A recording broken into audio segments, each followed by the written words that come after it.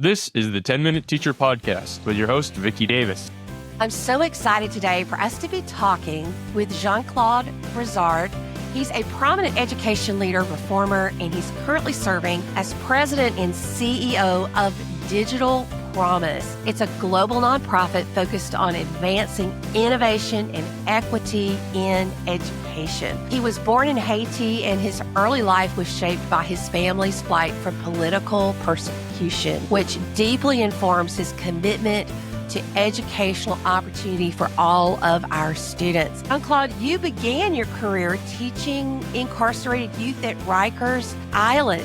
That's quite a beginning to a teaching career. What do you want to share about that beginning experience? Vicki, first of all, thank you for having me on your show. How I got to Rikers was interesting, and many teachers I know in New York City understand this. I had a job at a high school in Queens, and I was bumped. I was accessed or displaced, and they sent me to Rikers to go teach. So I didn't choose to go there, I was sent there. At the same time, it was a formative experience for me to really understand what happens if we don't do well by young people in our communities. I was sent to Rikers. I was barely 21, 22 years of age, and the young people who were there were up to age 19, maybe even 20. So they were basically my age. I had to grow a beard and put a tie on so I wouldn't be mistaken for an inmate. The experience I had, which has been sort of foundational, was meeting a young man who looked just like me, and he couldn't do basic math because he had stopped going to school in the 4th grade. And in one semester I was there, we were doing algebra work. Brilliant young man. And so I really believe we lost a mathematician. We lost a brilliant contributor to our society.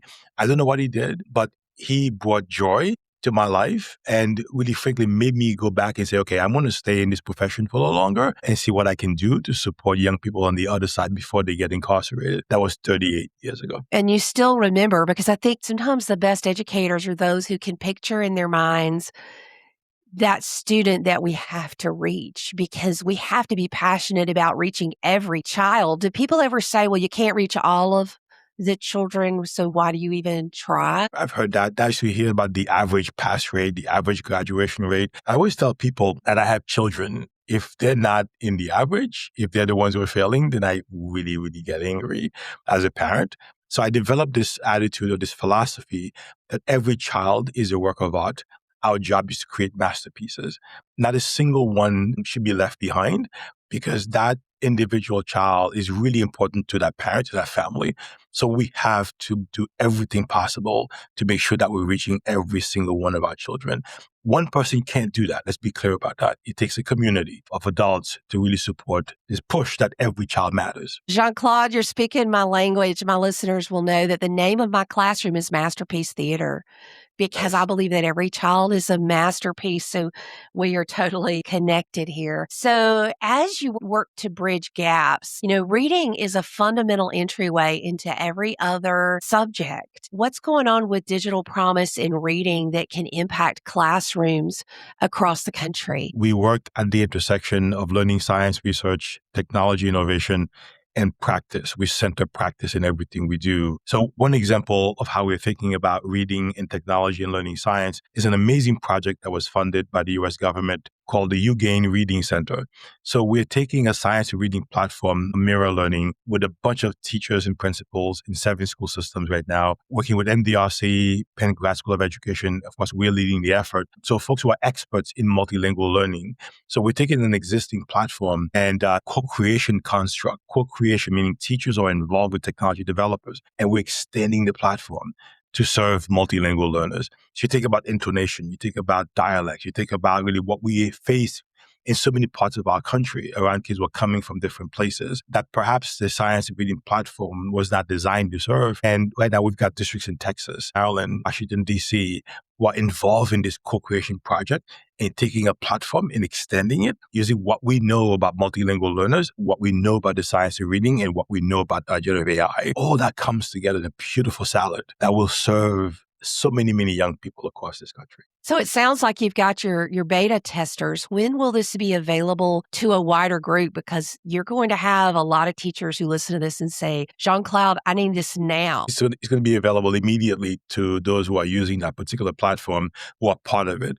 But ultimately, again, what we do is we codify the knowledge. and we disseminate it. It's going to happen over time, meaning that you'll see reports come out in a year, then in 2 years, in 3 years. So I believe within 3 years, we'll have this whole thing actually completed, but you'll see iterative development of this. We've already published articles on this. So I would tell your viewers, look at our website, keep track of what's happening, because we produce a lot of information. But ultimately, our goal is to make sure this shows up in every tech platform, in every science and reading platform that serves, frankly, not just our nation, for the world for that matter. So this is a good use of artificial intelligence, because I know that so many people are critical of AI. Oh, but if you look at some of the greatest promises that AI holds, it's for bridging multiple languages, isn't it? Yes, that's one, right? So there are language platforms who are doing an amazing job of human and technology together, serving us around global languages, multilingual learners, etc. But I am really bullish around Gen AI and what it can do for curriculum, for instruction, for the pedagogical practice. I just presented at the Pennsylvania Tech Conference to about 1,200 educators around Gen AI and curriculum. We talked about math, real example in mathematics, real examples in biology, in American history, in reading for that matter, right? Where Gen AI has the real potential to revolutionize, to uplift what we do around pedagogy. Let me be clear though, technology is not going to revolutionize education. People will, teachers will, principals will. Yes. The technology is going to be an enabler. But what we're seeing already in Gen AI and curriculum is that it can bring things to life and make it real. I'll give you an example. In American history, I saw a project at ASU, at Arizona State University, where they are shifting your mental model of American history, having a conversation with real Americans who were part of the Revolutionary War. One example was a housewife in Georgia who captured 7 British soldiers by herself. And you can engage her in conversation about who she was. So it's not about the founding fathers, but about the average American. And so many of us who teach history, who learn history, don't often get the perspective of the average person on the hill in World War II, the average person, fighting the Revolutionary War. Now we have the potential through Gen AI to have that kind of conversation about figures in history, but also about the average person in history. Yes, and you kind of hit on something that's an opportunity, but also a concern, because there are a lot of folks who say, well, AI makes mistakes, and how do we know that they're authentically representing people? Because AI is biased, right? And so do you have a concern of the bias that could come in, that, they may be speaking as that person, but what if they aren't truly representing that person well?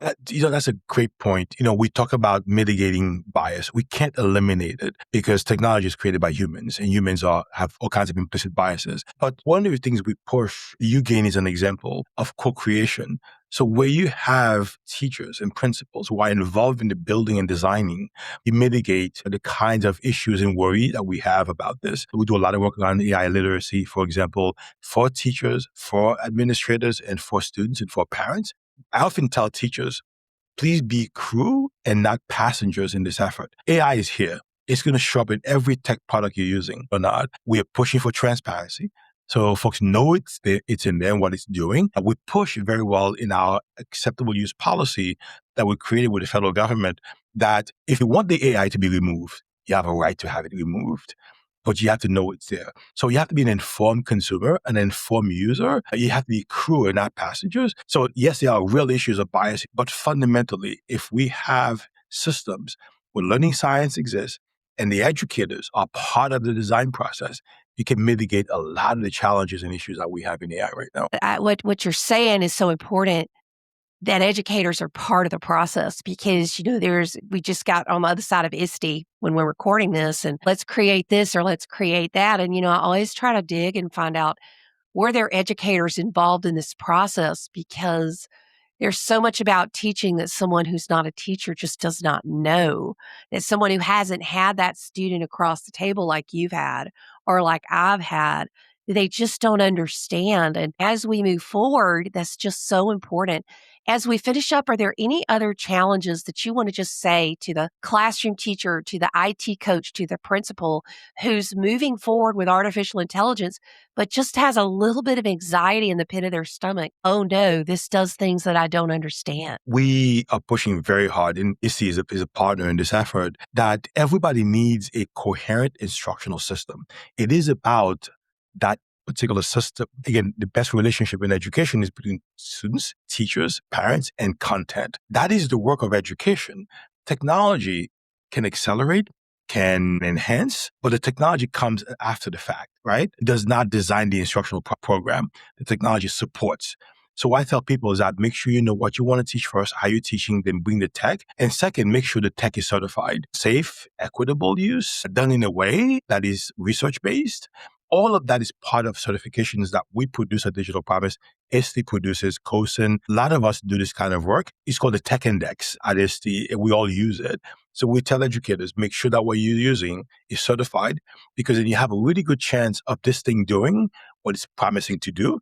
Because there's a lot of fluff, there's a lot of shiny objects, a lot of magical thinking that exists in the tech world. But let's make sure that it exists to serve the children who are in front of you. And the best way to do that is to make sure it is a certified product. Excellent. Jean-Claude Brizard, CEO of Digital Promise, thank you for coming on the show, and thank you for advocating for the way forward, because AI is here. It's not going anywhere. There are wise uses of AI. There are inappropriate uses of AI. And as we all have these conversations moving forward, that's what needs to happen. We need to be partners together. So thanks for leading the way for us, Jean-Claude, and thanks for coming on the show. Thanks for tuning in to the 10-Minute Teacher Podcast. Watch the video version of this podcast and catch my new radio and TV show, Cool Cat Teacher Talk, on YouTube and a radio or TV station near you. Join my Cool Cat Teacher Classroom Matters newsletter at coolcatteacher.com/newsletter. Leave a review if you found this helpful. See you later, educator.